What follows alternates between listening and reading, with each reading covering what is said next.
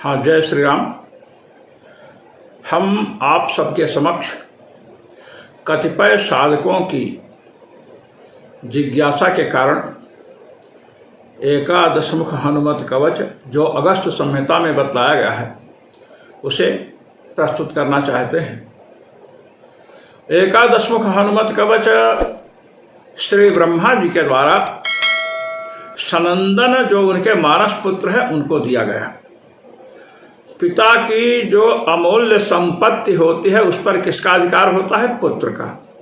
तो सनक, सनंदन, सनातन, सनत कुमार, इन चारों में जो सनंदन जी हैं इनको एकादशमुख कवच हनुमान जी का जो है प्रदान किया गया और इसे श्री अगस्त जी ने अपनी अगस्त संहिता में लिखा। श्रीमद् एकादशमुख हनुमत कवच अत्यंत प्रभावशाली है। इसका पाठ करने से पुण्य का अभिवर्धन तो होता ही है, ग्रहों का प्रभाव, शत्रुओं के द्वारा किए गए मारण, मोहन, उच्चाटन, वशीकरण, स्तंभन, विद्वेषण इत्यादि जो 6 प्रकार के प्रयोग हैं उन सब का विनाश होता है। जो लोग श्मशान में जाकर के किसी का व्यापार रोक देते हैं या किसी के ऊपर काला जादू कर देते हैं, जो भी तंत्र मंत्र यंत्र जन्य प्रभाव है सब इससे दूर होते हैं। इसकी फलश्रुति में आया है कि इस कवच का यदि 40,000 पाठ किया जाए तो यह सिद्ध हो जाता है। किंतु यह सामान्य नियम है। यदि आप नवरात्र में प्रतिदिन 108 पाठ करते हैं तो नवरात्र में इसमें एक अद्भुत क्षमता आ जाती है और उसके बाद इस कवच का प्रतिदिन 1 पाठ करना चाहिए। तो आए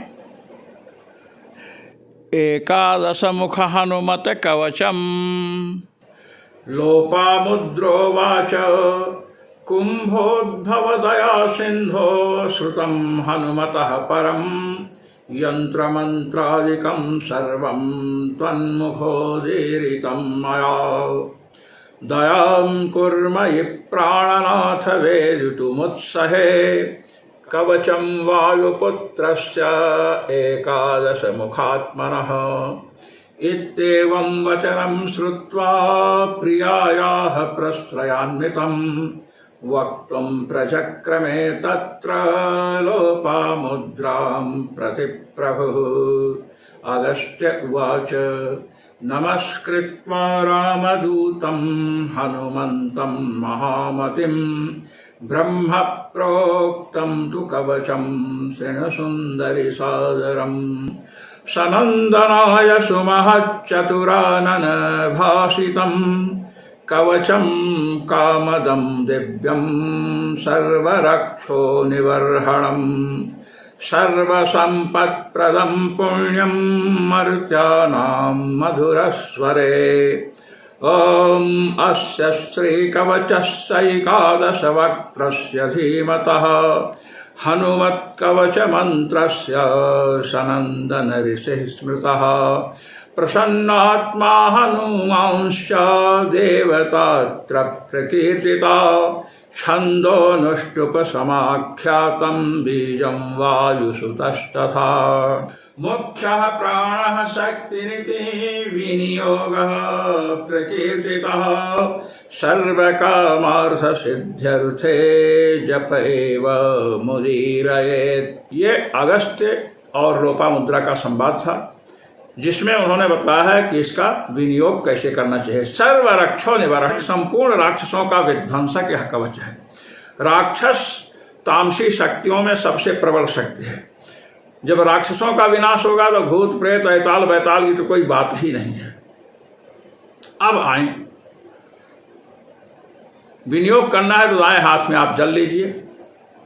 जल लेकर के पढ़िए ओम अस्य धीमतः श्री एकादश वक्त्र हनुमत कवच मंत्रस्य सनंदन ऋषि अनुष्टुप छंदः प्रसन्नात्मा हनुमान देवता वायुसुतो बीजम मुख्यः प्राणः शक्तिः सर्वकामार्थ सिद्ध्यर्थे जपे विनियोगः। ऐसा बोल करके जब नीचे छोड़ दें। यदि आपको भूत प्रेतादि की बाधा है तो भूत प्रेतादि निवारणार्थे जपे विनियोग बोलना पड़ेगा। यदि आप ग्रहों के प्रभाव से अभिभूत हैं तो ग्रहादि जन्य पीड़ा निवृत्त्यर्थे जपे विनियोग बोलना पड़ेगा। यदि शत्रु आपको परेशान कर रहा है तो शत्रु पीड़ा निवृत्त्यर्थे जपे विनियोग, इस प्रकार बोल करके विनियोग का जल गिराना है। अब हमें न्यास करना है।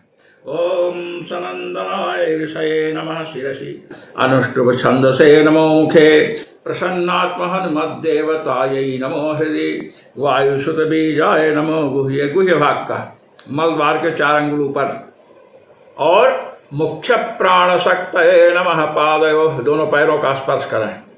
उसके बाद न्यास करना है, करण न्यास। ओम स्फ्रें बीजम शक्ति पातु शिरो में पवनात्मजः इत्यंगुष्ठाभ्याम नमः।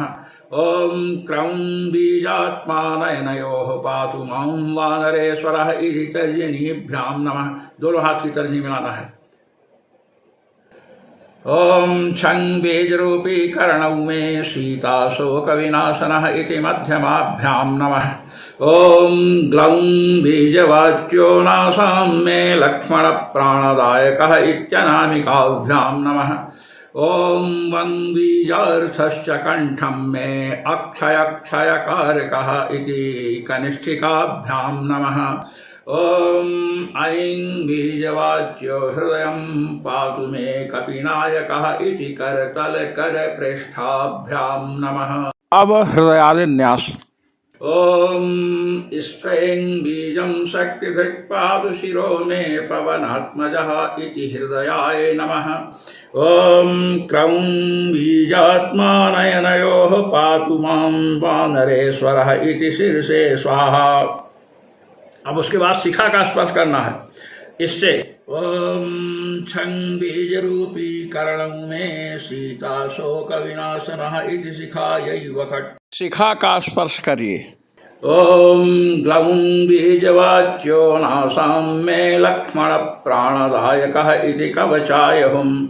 इससे इसका कंधे का ये भाग कवचाय हुम ये। ओम वं बीजार्थश्च कंठं मे अक्षयक्षयकारकः इति नेत्रत्रयाय वौखट। ये 2 और ये तीसरा।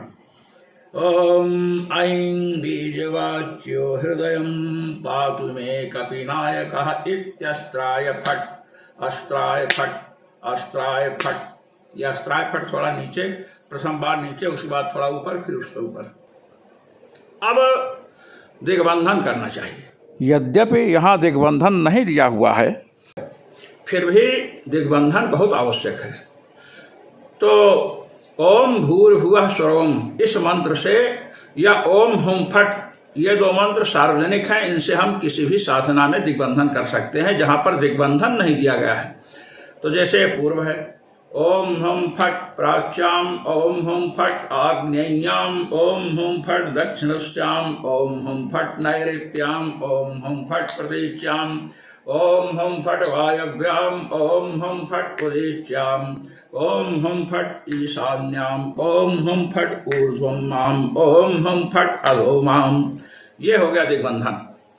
अब दिग्बंधन के बाद हमें हनुमान जी का ध्यान करना चाहिए। हनुमान जी का ध्यान जब हम करें तो चूंकि यह 11 मुखी हनुमत कवच है, इसलिए हनुमान जी का हम ध्यान करें तो बीच में साधना में जो सामने हम यंत्र रखकर पूजन करते हैं तो सामने पूर्व होता है और उसके बाद इधर पूर्व, फिर ऐसे ऐसे चलते हैं और आकर के फिर इधर से।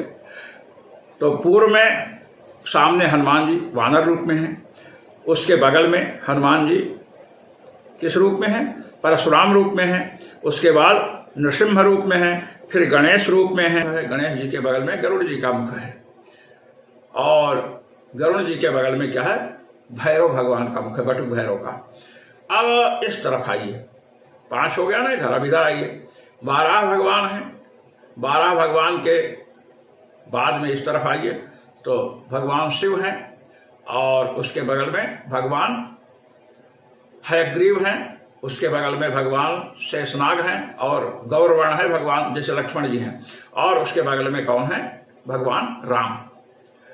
अब ये ध्यान करें, अपने हाथों में विविध प्रकार के अस्त्र शस्त्र धारण किए हुए हैं हनुमान जी महाराज। यह एकादश मुख हनुमान जी महाराज के ध्यान की विधि है। अब आपको कवच का पाठ करना है।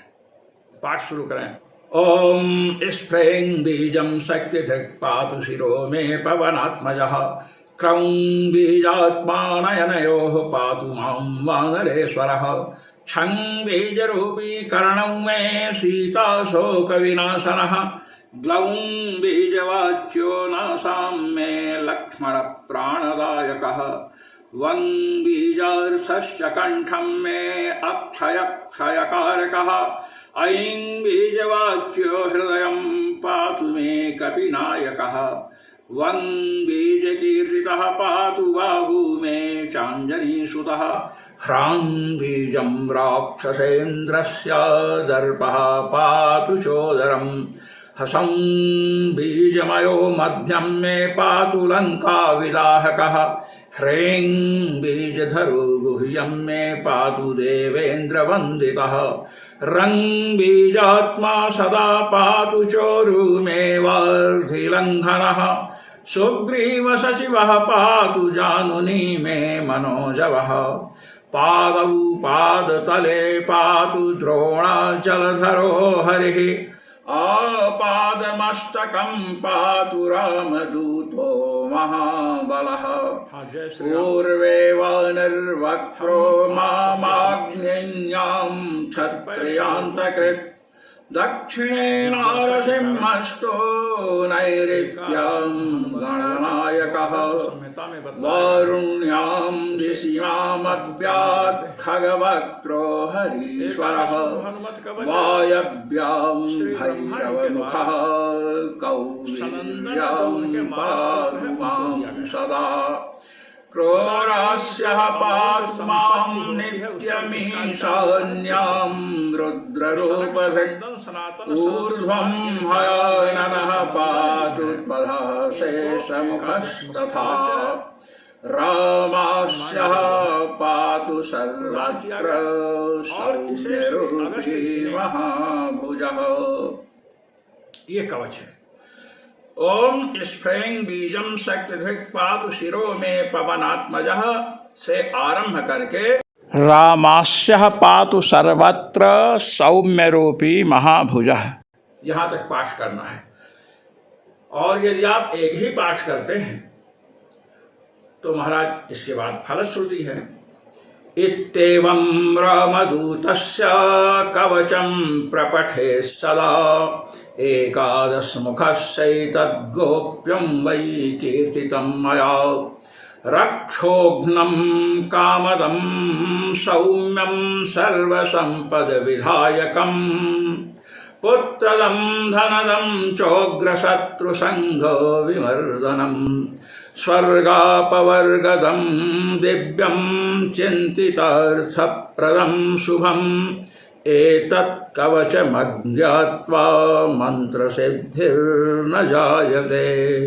४ सहस्राणि पठेच्छुद्धात्मना नरः एकवारं पठेन्नित्यं कवचं सिद्धिदं पुमान् 2 वारं वा 3 वारं वा पठन्नायुष्यमाप्नुयात् क्रमादेकादशादेव मावर्तन जपात् सुधीः वर्षान्ते दर्शनं साक्षाल्लभते नात्र संशयः यं यं चिन्तयते कामं तं तं प्राप्नोति पुरुषः ब्रह्मोदीरितमेतद्धि तवाग्रे कथितं महत् इत्येवमुक्त्वा कवचं महर्षिस्तूष्णीं बभूवेन्दुमुखीं निरीक्ष्य संहृष्टचित्तापि तदा तदीया पादौ ननामाति मुदा स्वभर्तुः। एते श्री अगस्त्य संहितायाम् एकादशमुख हनुमत कवचम संपूर्णम। यह है एकादशमुखी हनुमत कवच। इसकी फलश्रुति में बताया गया है रक्षोघ्नम कामदम। यह रक्षोघ्न कवच है। जैसे वेदों में रक्षोघ्न सूक्त है, इसी प्रकार यह रक्षोघ्न कवच है, राक्षसों का विध्वंसक है। कामदम कामान भोगान ददाति इति कामदम, ये भोगों को देने वाला है। अब श्री विद्या के विषय में प्रसिद्ध है श्री सुंदरी सेवन तत्पराणाम भोगश्च मोक्षश्च करस एव। तो इस कवच से स्वर्गापवर्गदम दिव्यम, स्वर्ग और अपवर्ग देने वाला है। और कामद माने आह्लौकिक जो भोग है उनको देने वाला है, भोग और मोक्ष दोनों देने वाला है। रक्षोघ्नम कामदम सौम्यम, ये सौम्य कवच है। हनुमान जी जैसे उग्र देवता है, ऐसे यह कवच उग्र नहीं है, यह सौम्य है, अत्यंत शांत कवच है साधकों के लिए। सर्व संपद विधायकम, संपूर्ण संपत्तियों को देने वाला है। गीता में दैवी संपत्ति जो कही गई है और संसार में जो संपत्तियां हैं लौकिक संपत्ति, इनको देने वाला है। पुत्रदम धनदम चोग्र शत्रु संघ विवर्धनम, पुत्र की प्राप्ति इसके पाठ से होती है, धन की प्राप्ति होती है। उग्र शत्रु संघ विवर्धनम, उग्र अत्यंत बलशाली जो शत्रुओं का दल है, समूह है, उसको नष्ट करने वाला है। स्वर्गापवर्गदम दिव्यम, स्वर्ग और अपवर्ग अर्थात मोक्ष को देने वाला है। दिव्य है, किसी तंत्र मंत्र यंत्र से कवच करता नहीं है। चिंतितार्थ प्रदम शुभम, यदि साधक कोई संकल्प लेकर के यह कवच पढ़े तो उसे उसका लाभ होता है, वह फल प्राप्त होता है। अब बताए कितने पाठ से कहे, 40,000 पाठ करें तो यह कवच सिद्ध होता है। वैसे नवरात्र में ग्रहण के समय इसका पाठ किया जाए तो यह सिद्ध हो जाता है। बताते हैं कि जिन्होंने इस कवच को ग्रहण में किया हो या 40,000 पाठ किया हो तो उन्हें एक बार इस कवच का पाठ करना चाहिए। एक बारम पठे नित्यम पठ, ये विधान है, एक बार नित्य पढ़ना चाहिए। और यदि दीर्घायु की कामना हो तो 2 बार या 3 बार पाठ करें। कहते हैं कि यदि 11 बार इस कवच का पाठ प्रतिदिन साधक करता है तो 1 वर्ष के अंत में उसे हनुमान जी का साक्षात दर्शन होता है। हम लोग अयोध्या में थे तो वामदेव आश्रम में मैं रहता था, तो उसके समक्ष एक ज्योतिषी जी रहते थे, अभी उनके परिवार के लोग वहाँ हैं। वो इस एकादशमुखी कवच का पाठ करते थे, मैं भी करता था। तो मैंने उनसे पूछा कि अपना कोई अनुभव बताइए। तो उन्होंने कहा कि महाराज एकादशमुखी कवच का पाठ मैंने 1 साल किया तो स्वप्न में हनुमान जी दिखाई पड़े और कहते हैं पंडित तुम मन लगाकर पाठ नहीं करते हो। हमने पूछा फिर क्या हुआ? कहे फिर हमने मन लगा करके पाठ शुरू किया। 1 वर्ष जब बीता तो स्वप्न में हमने देखा कि हनुमान जी आए हैं और हमको उठा करके अपने साथ लेकर जा रहे हैं। एक पर्वत पर गए और वहां पर भगवान श्री सीताराम जी का दर्शन कराए और फिर आकर के हमें छोड़ दिए। तो उन्होंने बताया इस कवच के पाठ से साधकों को हनुमान जी का दर्शन हुआ है। ये मैं आपको बता रहा हूं, नाम तो हम नहीं बताएंगे। तो महाराज 11 पाठ रोज करें। अब इस कवच में सबसे बड़ी बात यह है कि ब्रह्मचर्य का पालन आवश्यक है। जो गृहस्थ लोग हैं उनके लिए तो ऋतु भार्याम उपेयात, ऋतुकाल होने पर भार्यागमन करें, उसके बाद जो भी विधान है वो ब्रह्मचारी माने जाते हैं। किंतु इस कवच का यदि पुरस्चरण करें 40,000 का तो उन्हें ब्रह्मचर्य का पालन करना ही होगा। किसी भी परिस्थिति में नारी संपर्क नहीं होना चाहिए। तत्पश्चात वे सदाचार पूर्वक जीवन बिताते हुए इसका पाठ निर्भीकता निश्चिंतता से कर सकते हैं। और जो साधु महात्मा हैं वे ब्रह्मचर्य का पालन करते ही हैं। 1 वर्ष तक प्रतिदिन 11 पाठ करने से हनुमान जी का दर्शन होता है और जो जो कामना करता है साधक प्राप्त करता है। श्री अगस्त जी ने इस कवच को लोपामुद्रा जी से बतलाया और लोपामुद्रा जी ने प्रणाम किया। तो जब हम कवच का पाठ आरंभ करें तो अगस्त जी को प्रणाम करें। और ब्रह्मा जी ने सनंदन को बताया, इसलिए हमें परंपरा का स्मरण करना चाहिए। ब्रह्मा जी को, सनंदन जी को प्रणाम करें और इस प्रकार इसका पाठ आरंभ करें तो इससे आशातीत लाभ होता है। यह साधकों का अनुभव है। जो साधक महानुभाव इसका पाठ करें वे कमेंट में संकेत करें और जो अनुभव हो उसको भी कमेंट में लिखें और कोई परेशानी हो तो उसके विषय में पूछें। जय श्री राम।